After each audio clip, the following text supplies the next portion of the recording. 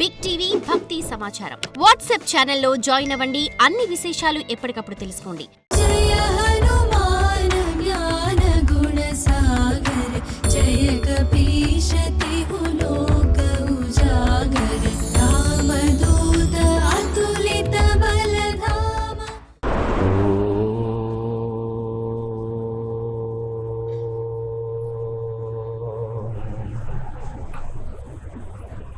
అవిద్యానామంతస్తిమిరమిహిరద్వీపనగరీ జడానాం చైతన్యస్తబకమకరందశ్రుతిఝరీ దరిద్రాణాం చింతామణి గుణనికా జన్మజలధౌ నిమగ్నానాం దంష్ట్రామురరిపువరాహస్య భవతి.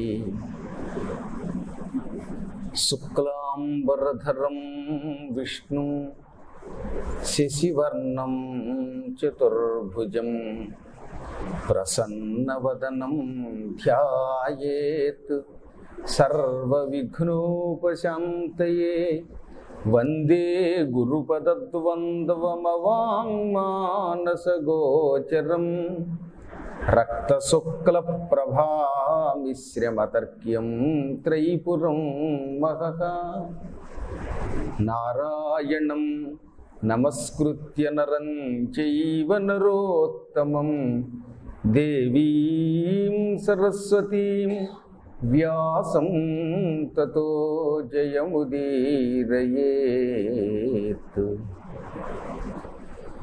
కూజంతం రామ రామేతి మధురం మధురాక్షరం ఆరుహ్య కవితాశాఖాం వందే వాల్మీకి కోకిలం. ఆంజనేయమతిపాటలాననం ఆంజనేయమతిపాటలాననం కాంచనాద్రికమనీయ విగ్రహం పారిజాతతరుమూలవాసినం భావయామి పవమాననందనం. వైదేహీ సహితం సురద్రుమతలే హైమే మహామంటపే మధ్యే పుష్పకమాసనే మణిమయే వీరాసనే సుస్థితం. అగ్రే వాచయతి ప్రభంజనసుతే తత్వం మునిభ్యః పరం వ్యాఖ్యాంతం భరతాదిభిః పరివృతం రామం భజే శ్యామలం. సద్గురువుల పాదపద్మాలకి నమస్కారం చేసుకుంటూ, ఐశ్వర్యములు అలాగే ఉంటాయి. అసలు ఇవాళ డబ్బు కట్టలే తప్ప శాంతి అనే సంపద ఎంతమంది దగ్గర ఉంది? గుండెల మీద చెయ్యి వేసుకుని మేము సుఖంగా ఉంటున్నాం, శాంతిగా ఉంటున్నాం, మాకు ఏ రోగము లేకుండా వేళకింత తింటూ ప్రశాంతంగా జీవితం గడుపుతున్నామన్నవాడు ఎవడో కనపడ్డు. ఎక్కడికి వెళ్ళండి, ఏమండి మా ఇంట్లో ఏదో గొడవేనండి, పెళ్ళి అవ్వకపోతే పెళ్ళి అవ్వలేదని ఒక బాధట, పెళ్ళి అయిన తర్వాత అల్లుడు వల్ల ఇబ్బందో, కూతురు వల్ల ఇబ్బందో, లేదా కొడుకు వల్ల ఇబ్బందో, కోడల వల్ల ఇబ్బందో, ఈ రెండు ఉంటే ఇంకేదో మనవలు. ఎన్ని ఉన్నా ఏదో ఒక కోరిక, మొత్తం మీద మేము సుఖంగా సంతృప్తిగా బతుకుతున్నాం అని చెప్పేవాడు ఎవడో దొరకడం. దాంతో భయం వేస్తుందన్నమాట. ఎవరైనా ఇంటికి పాదపూజకి ఆహ్వానించారంటే ఈ పూట వాడు ఏదో కష్టం చెబుతాడు అనే భయం కలుగుతుంది కలియుగంలో. అమెరికాలో జరుగుతున్నవి ఇలాంటివి అన్నమాట. ఎవరైనా రేపు ఏమైనా గురువుగారు మా ఇంటికి రావాలన్నారా, వాళ్ళ అబ్బాయి రౌడీ అయిపోతున్నాడనో, వాడికి చదువు రావట్లేదనో, లేదా తుపాకీ పుచ్చుకుని ఎవరినో కాల్ చేస్తున్నాడనో భయపెడుతున్న వాళ్ళు కొందరు. అందరూ అలా ఉంటారని కాదు, సహజంగా లోకంలో ఇలా అయిపోతుంది. కాబట్టి మానవుడికి శాంతి సంపద లేదు, జ్ఞాన సంపద ఉండడం లేదు, ఆనంద సంపద ఉండడం లేదు, ఆరోగ్య సంపద ఉండడం లేదు. భౌతిక సంపదలు ఏవో ఉంటే ఉండొచ్చు, అవి లేని వాళ్ళు ఉన్నారు. మొత్తం మీద ధనము తప్ప మిగతా ఇంధనములు మాత్రం వీడికి లేకుండా సంసారం పెద్ద బంధనం అయిపోతుంది. అందువల్లే మందభాగ్యులు. భాగ్యం అంటే ప్రథమత శాంతి, గుర్తుపెట్టుకోండి. రెండవది జ్ఞానం, మూడవది ఆనందం, నాలుగవది ఆరోగ్యం, ఆ తర్వాత కుటుంబ వృద్ధి, అప్పుడు ధనధాన్య వృద్ధి అన్నారు. ఆఖరికి రామాయణంలో కూడా పట్టాభిషేకంలో కూడా ముందు కుటుంబ వృద్ధిం ధనధాన్య వృద్ధిం స్త్రీయశ్చ ముఖ్య సుఖముత్తమంచ అని రామాయణం వినడం వల్ల ఎన్ని లాభాలో చెప్పడంలో కుటుంబ వృద్ధి ముందు చెప్పారు. అది లేనప్పుడు ఎన్నుంటే ఉపయోగమే ఉన్నది. ఎవరికి ఎవరితో పడకపోతే అంటే అంటే ఇంటిలో ఉన్న వాళ్ళందరూ కొట్టుకుంటున్నారంటే అప్పుడు వారికి భాగ్యం లేదు, వారు మందభాగ్యులని పిలువబడతారు. స్వకర్మములెవ్వియు చేయజాలరి కలియుగమందు మానవులు ఈ కలియుగంలో మంచి పని చెయ్యరు, ఎవరైనా చేస్తూ ఉంటే ఎందుకు అని వెనక్కి లాగుతూ ఉంటారు. అటువంటి మానవులకి సుఖము ఎలా కలుగుతుంది అనగా అప్పుడు శివుడు ఉమాసంహితలో స్వయంగా పార్వతీదేవికి తాను చెప్పాడు.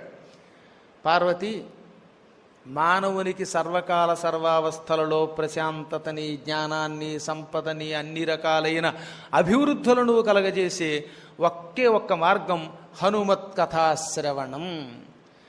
9 భక్తి మార్గాలలో హనుమంతుడి కథ వినడం ఎక్కువ గొప్పది అన్నాడు.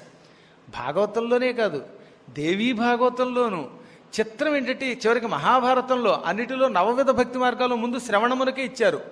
శ్రవణం కీర్తనం విష్ణోహో స్మరణం పాదసేవనం అర్చనం వందనం దాస్యం సఖ్యం ఆత్మనివేదనం.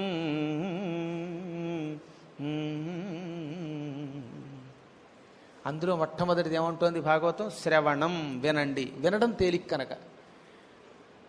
కీర్తించాలంటే మనం నోరెత్తి పలకాలి. కృష్ణ, వాసుదేవ, ఆంజనేయ, రామ అని పెద్ద పెట్టురు గొంతెట్టో ఇంకోటో నానాయాత్ర పడి అరవాలి. వినడానికి ఆ బాధ లేదుగా, చెవులు మాత్రం బంద్ చాలు. ఏదో మధ్య మధ్యలో డిస్టర్బెన్స్ వచ్చినా కాస్త మైకంటూ ఉంటే వినబడుతూనే ఉంటుంది.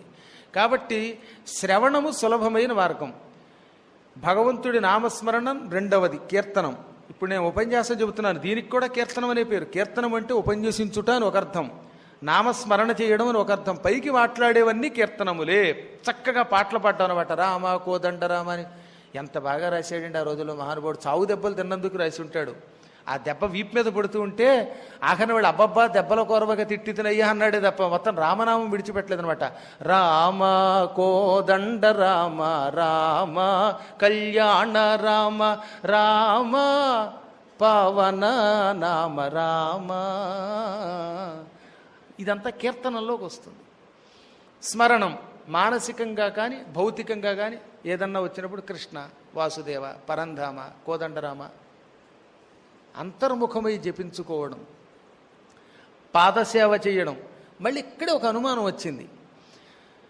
ఈ భక్తి మార్గములను పరాశర సంహితలోనూ ఉమా సంహితలోనూ ఇటు భాగవతంలో అన్నిట్లో కూడా పాదసేవనం అనే వాడారు. పాదసేవనం చెయ్యడానికి ఏదో ఏ ఆంజనేయుడో కావాలంటే పాదాలు పట్టుకోగలడు, ఏ బలి చక్రవర్తికో ఆ రోజుల్లో అదృష్టం కుదిరింది, హనుమంతుడు లాంటి వాళ్ళు మహాత్ములందరికీ ముఖాముఖి చూసే యోగం కలిగింది. కానీ అందరికీ పాదసేవనం ఎలా దొరుకుతుంది? ఇవాళ విష్ణువు కనపడతాడా, ఓ రాముడు కనపడతాడా? అందుకే ఏం చెప్పారంటే కలియుగంలో భగవంతుని కథలు చెప్పేవారంతా భగవత్ స్వరూపులే, వారి పాదాలకు నమస్కరించడమే పాదసేవనము. పరమ దారిద్ర్యంతో బాధపడుతున్న వాళ్ళకి అన్నం పెట్టడానికి మనం ఇంట్లోంచి నడిచెడితే అది కూడా పాదసేవనంట. ఒక వ్యక్తి ఇంటి దగ్గర నిలబడి భిక్షాందేహి అనగానే మీ వంటింటిలో నుంచి అన్నం పుచ్చుకొని వాడి దగ్గరకు నడిచి వెళ్ళారే, ఈ నడకంతా పాదసేవనం అన్నారు. నాకు ఆశ్చర్యం కలిగింది అప్పుడు. అందుకనే భగవంతుడి ఆలయానికి వెళ్ళినప్పుడు లోపల చేసే ప్రదక్షిణ, యాచకులకి అన్నం పెట్టడానికి నడిచే నడక, అలాగే ఏదైనా పురాణాదులు వినడానికి వెళ్ళేటప్పుడు మనం వెళ్ళేటటువంటి నడక, ఇవన్నీ భగవత్ పాదసేవనములే. అవన్నీ స్వయంగా భగవంతుని పాదాలు పట్టుకుని గుహుడు లాంటి వాళ్ళు ఆయన కాళ్ళు గడిగితే వచ్చినప్పుడు పొందిన పుణ్యం వంటి పుణ్యమునే ఇస్తాయి. అర్చనం పువ్వులతోటి ఇంకేవైనా పరిమళ ద్రవ్యాదులతోటి భగవంతుణ్ణి శాస్త్రోక్త రీతితో ఆగమ రీతులు తెలిస్తే ఆ రకంగా, తెలియకపోతే పురాణోక్తంగాను ఏమీ లేకపోయినా ఓ పువ్వు వారేయమన్నారు, పర్వాలేదు, మొత్తం మీద అర్చన చెయ్యండి అన్నారు. 2 చేతులు జోడించి తల వంచి నమస్కరించాలి, ఇది వందనం. హనుమంతుడు రాముడికి చేసిన మహాసేవ ఉన్నదే అది దాస్యం అంటే. కృష్ణుడితో నిరంతరం పక్కనే ఉండి స్నేహం చేశాడు అర్జునుడు, అలాగే ఆయన కథలతో ఆయన భక్తులతో స్నేహం చేయడం కూడా సఖ్యం. అర్జునుడి కంటే కృష్ణుడి పక్కనే పడుకునే యోగం వచ్చింది. తక్కిన వాళ్ళకి భగవద్భక్తులతో సఖ్యం కూడా భగవంతునితో సఖ్యమే. భగవంతుని కథలతో స్నేహం కూడా, ఆ కథల మీద ప్రేమతో వ్యామోహంతో ఉండడం కూడా సఖ్యమే. మన సమస్తం పరమాత్మదే అని ఏ పని చేస్తున్నా భగవదర్పణ వస్తు అని సమర్పిస్తే అది ఆత్మనివేదనం. శ్రీ విష్ణోస్మరణే పరీక్షితభవత్ వైయాసకి కీర్తనే ప్రహ్లాదస్మరణే తదంగ్రిభజనే లక్ష్మీ పృథుః పూజనే అక్రూరస్తవనే తథా కపిపతి దాస్యే సఖ్యేర్జునః సర్వస్యాత్మనివేదనే బలిరభూత్ కైవల్యమేషాం పదం. ఎవరెవరు ఈ నవవిధ భక్తి మార్గాల ద్వారా మోక్షం పొందారు అంటే బ్రహ్మదేవుడు సనక సనందనాదులకి చెప్పాడు. శ్రీ విష్ణోహ శ్రవణే పరీక్షితభవత్. పరీక్షిత్ మహారాజు గారు 7 రోజుల పాటు భాగవతం విన్నాడు, విని మోక్షం పొందాడు. వైయాసకి కీర్తనే, కథంతా చెప్పాడు గనక, చక్కగా పాడాడు గనక శ్లోకాలని సుఖమహర్షి మోక్షం పొందాడు. వైయాసకి వేదవ్యాసుని కొడుకు అనగా సుకుడు. ప్రహ్లాద స్మరణే, తింటున్నా తిరుగుతున్నా పడుకున్నా సర్వకాల సర్వావస్థలలో నారాయణ నామస్మరణ పరాయణుడై ప్రహ్లాదుడు మోక్షం పొందాడు. తదంగ్రి భజనే లక్ష్మీ, నిత్యం పాదాలని ఒత్తి పూజ చేసి లక్ష్మీదేవి మోక్షం పొందింది. పృథు చక్రవర్తి 2 చేతులతోటి స్వామిని అర్చించాడు, పూజించాడు, ఆయన మోక్షం పొందాడు. అక్రూరుడు దండకం చదివి స్తోత్రం చేసి ఆయన మోక్షం పొందాడు.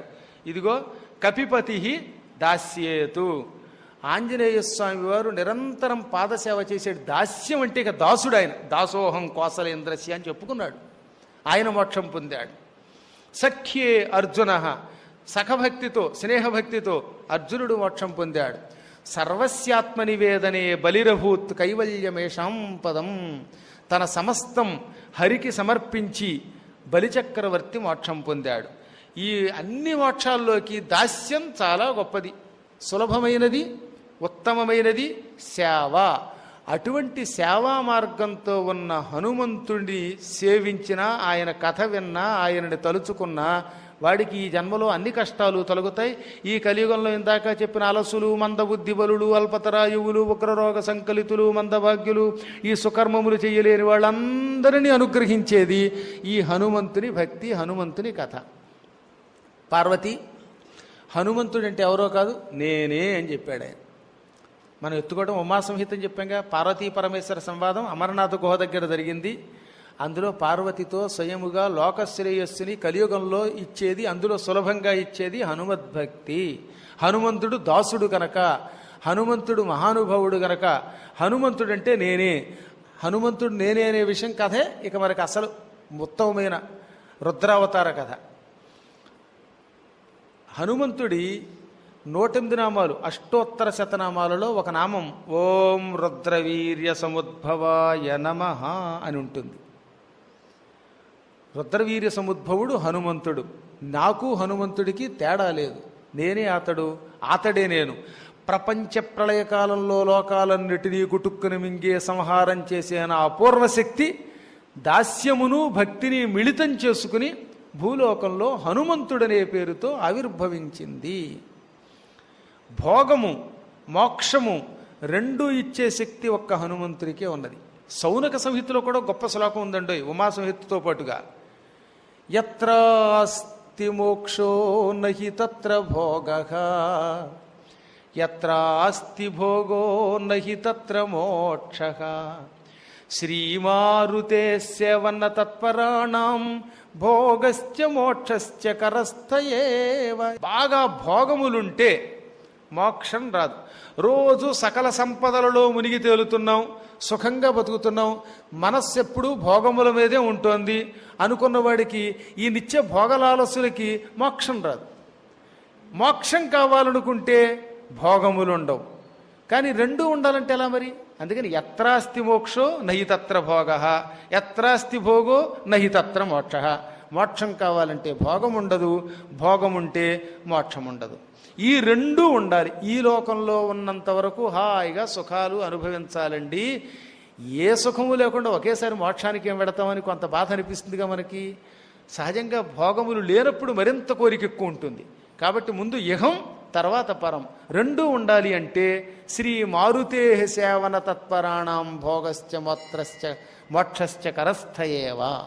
నిరంతరం హనుమంతుడి నామస్మరణ చేసిన, ప్రదక్షిణ చేసిన, ఆయన కథలని శ్రద్ధగా విన్న కథలని మననము చేసి ఇతరులకు చెప్పిన అటువంటి వాడికి ఇటు భోగం మోక్షం అరిచేతిలో ఉంటాయట. మళ్ళీ ఎక్కడికి వెళ్ళక్కర్లా. కరస్థయేవ. స్థ అంటే ఉండుట. అందుకే మనం గృహస్థ అంటే గృహమునందు ఉండువాడు. సంస్కృతం చాలా తేలిక మీకు రావడం అన్నమాట. స్థ అనే ఒక అక్షరమునకు అర్థం ఏమిటి? పుల్లింగంలో అయితే స్థ, స్త్రీలింగంలో స్థా. గృహస్థ అంటే గృహమునందు ఉండునది. గృహస్థ గృహమునందు ఉండువాడు. మార్గస్థ మార్గమునందు ఉండువాడు. కరస్థ అంటే కరమునందు ఉండునది. భోగము మోక్షము ఈ రెండు నీ అరిచేతిలో ఉంటాయి. అరిచేతిలో వైకుంఠం చూపించడం అంటే ఇదే. శ్రద్ధగా విన్నవారికి సకల సంపదలు ఆనందము ఉండకుండా ఉంటాయి అని ఎవరైనా అనుకుంటే ఇది భ్రమ. ఉండి తీరతాయని నేను మాటిస్తాను. నేను మాటిచ్చానంటే హనుమంతుడు మాటిచ్చినట్టే. అంత గొప్పది ఈ కథ. నేనే అనుభవించి చెబుతున్నమాట.